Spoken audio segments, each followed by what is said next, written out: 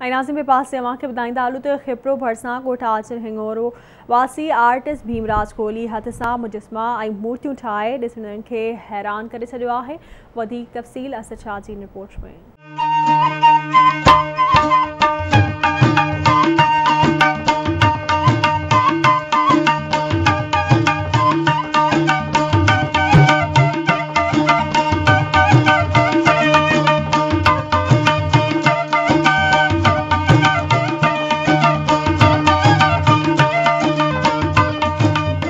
जिते हिन जदीद दौर में हथ जे ठाहियल शयुनि जो रुझान घटिबो थो वञे, उते खिपरो जे ॻोठ आचर हिंगोरो वासी कखावन अजन में रहंदड़ नौजवान कारीगर भीमराज कोहली हथ जे हुनर सां सीमट ऐं मिटीअ मां मुख़्तलिफ़ इंसान जानवर तोड़े मज़हबी मुजस्मा ठाहे ॾिसंदड़नि खे हैरान करे छॾियो आहे। ग़रीब घराणे सां तइल्लुक़ रखंदड़ नौजवान कारीगर भीमराज कोहली जे हथ जे हुनर सां ठाहियल मुजस्मा सोशल मीडिया ते वायरल थियण बैदि इलाइक़े वासियुनि जे तवजह जो मर्कज़ बणियल आहिनि। कारीगर जो फन मक़ामी तोड़े परे परे खां माण्हू वॾे चाह सां अची ॾिसनि था ऐं खेसि दाद पिणु ॾियनि था। कारीगर भीमराज कोहली आवाज़ टीवी न्यूज़ सां ॻाल्हाईंदे चयो त फन ॾिसी वालदीन बि ॾाढा ख़ुशि थियनि था, पर ग़ुर्बत जे करे वसाइल तमामु घटि आहिनि। अगरि गवर्नमेंट सपोर्ट करे त वॾो नाव कमाए सघां थो। हीउ शौक़ु तक़रीबन बचपन खां ई वठी मुंहिंजो हीउ शौक़ु आहे।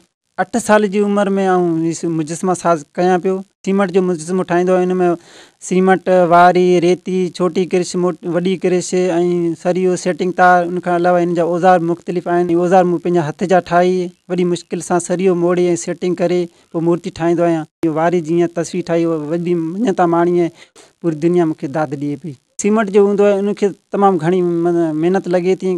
सरकार या को ॿियो इदारो मुंहिंजे हिन कम में सहायता करे त आउं पंहिंजे सिंध जे ऐं पंहिंजे पाकिस्तान जो नालो रोशन करे सघां थो। नंढो हूंदो हो तॾहिं हीउ माना ड्राइंग में ॾाढो बचपन खां वठी शौक़ु हो ऐं असीं दरअसल में हारी माण्हू आहियूं, ॿनी जो कमकार कंदा आहियूं। त हीअ जो सॼो ॾींहुं हिते माना कमकार मुजस्मा या तस्वीरूं ठाहिण ई कंदो त आउं हुनखे चवंदो त बाबा हिन में फ़ाइदो कोन्हे, ॿनी जो कमकार लिखर। पर हाणे जॾहिं हिन जूं तस्वीरूं मूं ॾिठियूं आहिनि, मुंहिंजो मुजस्मा जो ॾिठा आहिनि, दुनिया हिनखे हिन जेको हिनखे एतिरो लाइक़ु कयो आहे, असांखे ॾाढी ख़ुशी थिए थी।